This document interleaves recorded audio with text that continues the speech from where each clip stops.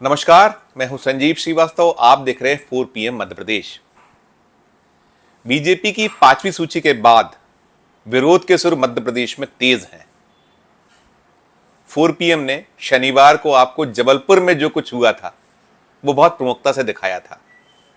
केंद्रीय मंत्री भूपेंद्र यादव, जिनके पास मध्य प्रदेश बीजेपी के चुनावों की अहम जिम्मेदारी है, वो कल बाल बाल कार्यकर्ताओं के आक्रोश का शिकार होते होते बच गए थे। उनके गनमैन की पिटाई हो गई थी। गनमैन को बुरी तरीके से धक्का मुक्की का सामना करना पड़ा था, बाद में हाथापाई हुई थी और खुद भूपेंद्र सिंह यादव धक्का मुक्की के शिकार हुए थे। रविवार को एक अलग तस्वीर ग्वालियर से आई। केंद्रीय मंत्री ज्योतिरादित्य सिंधिया अपने समर्थकों के बीच फंसे नजर आए। बात वही टिकटों की। जो टिकट बटे हैं, टिकटों को लेकर विरोध का सुर पूरे उफान पर है बीजेपी में। मुन्नालाल गोयल, जिन्होंने कांग्रेस का हाथ छोड़ा था और ज्योतिरादित्य सिंधिया के साथ बीजेपी का केसरिया अपने गले में डाल लिया था, वो अभी हैरान है, परेशान है। उनके समर्थक बड़े हलाकान हैं।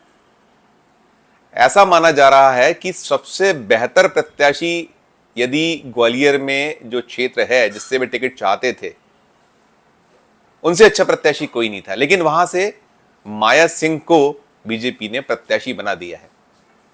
अब दिलचस्प हाल यह है कि जब अभी सिंधिया ने कांग्रेस छोड़ी थी और बीजेपी में आए थे और जब मेयर के चुनाव ग्वालियर में हुए थे, तब इन्हीं माया सिंह का टिकट बीजेपी ने यह कहते हुए काट दिया था कि वो उम्रदराज हो गई हैं। जब 1.5 बरस पहले नगर निगम के चुनाव हुए थे, मेयर का चुनाव हुआ था, तब माया सिंह 72 साल की थी।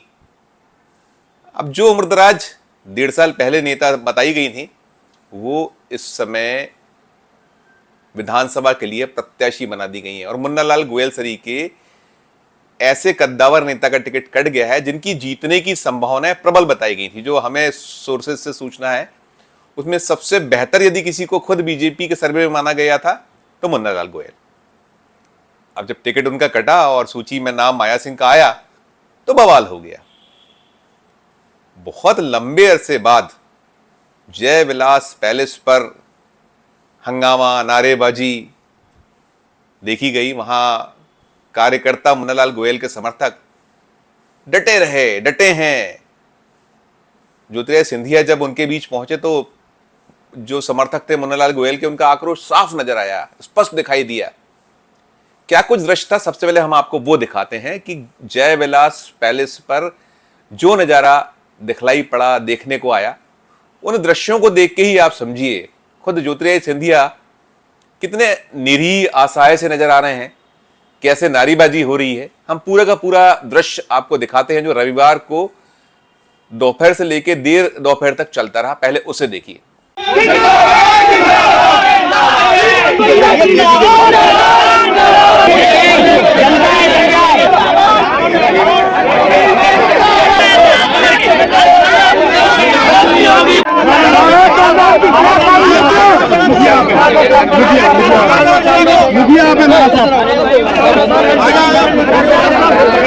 देखा आपने, ये जयविलास पैलेस के समक्ष का दृश्य है जहां मुन्नालाल गोयल समर्थक सड़कों पे लेटे हुए हैं, नारेबाजी कर रहे हैं, गुहार लगा रहे हैं कि सीट को बचा लीजिए, इसे ना जाने दीजिए।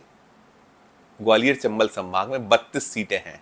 पिछले चुनाव में कांग्रेस ने यहां से अच्छी खासी सफलता पाई थी और बीजेपी के सारे गणित उलट कर दिए थे। उस समय ज्योतिरादित्य सिंधिया कांग्रेस में थे और जब उन्होंने कमलनाथ के साथ दगाबाजी कर उनकी सरकार गिराकर अपने एमएलएस को लेकर बीजेपी की झोली भर दी अपने एमएलए से, तो उसके बाद हुए मेयर के चुनाव में ग्वालियर के इतिहास में पहली बार कांग्रेस मेयर का चुनाव जीती। तभी साफ हो गया था कि जो कुछ सिंधिया ज्योतिरादित्य ने कदम उठाया वो जनता को पसंद नहीं आया। महल के आसपास की जो राजनीति थी वो उसकी पोल खुल गई थी, हम ऐसा मान सकते हैं, कह सकते हैं। अब अभी जब टिकट बट रहे हैं, अब तो ऑलमोस्ट बढ़ गए हैं। बीजेपी ने उम्मीदवारों की घोषणा कर दी है, एक विदिशा और दूसरा गुना, 2 सीटें ही अभी उम्मीदवार उस पर घोषित होना है बीजेपी के। बाकी जो लिस्ट आई है उसमें मानकर चला जा रहा है कि इस बार ग्वालियर चंबल संभाग में बीजेपी फिर बहुत बड़ा गच्चा खाने वाली है, और गच्चा ऐसा कि दावेदार या जो सूत्र ये कह रहे हैं कि सारे गणित इस बार उलट होने वाले हैं। ऐसे में जो कुछ हो रहा है, जो टिकटें बटी हैं, उसने और मुश्किलें बीजेपी की बढ़ा दी हैं। जिन माया सिंह को टिकट दिया गया है वो जनसंघ की संस्थापक विजया राजे सिंधिया के कजिन की धर्मपत्नी है, मामा ध्यानेंद्र सिंह, जो कभी बीजेपी के टिकट पर चुनाव जीते हैं, मंत्री भी वो यहाँ मध्य प्रदेश सरकार में, बीजेपी की सरकार में रह चुके हैं। अब 73+ की मामी चुनाव मैदान में उतार दी गई हैं। ऐसा माना जा रहा है कि ज्योतिरादित्य सिंधिया को अपनी नानी, क्योंकि माधवराव सिंधिया की वो मामी लगा करती थी, तो ज्योतिरादित्य सिंधिया की नानी हो गई। नानी के आगे मुन्ना यानी मुन्ना लाल गोयल, जो उनके बहुत निकटस्थों में शुमार है, जिन्होंने वक्त आया था तो साथ दिया था, कांग्रेस का दामन छोड़कर ज्योतिरादित्य सिंधिया के कहने पर बीजेपी का दुपट्टा अपने गले में डाल लिया था, वो अब ठगिया सा अपने आप को महसूस कर रहे हैं। उनके कार्यकर्ता स्वयं को ठगा हुआ महसूस कर रहे हैं, जैसा उनका टिकट कटा है।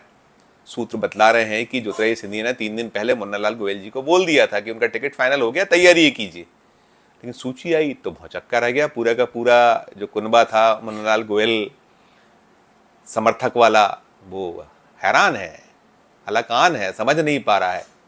और सूत्र तो ये भी बता रहे हैं कि ज्योतिरादित्य सिंधिया लगातार मुन्ना लाल गोयल को मनाने का, मान मनोबल का प्रयास कर रहे हैं, लेकिन मुन्ना लाल गोयल अब उनका फोन नहीं उठा रहे हैं। सोर्सेस से खबर है।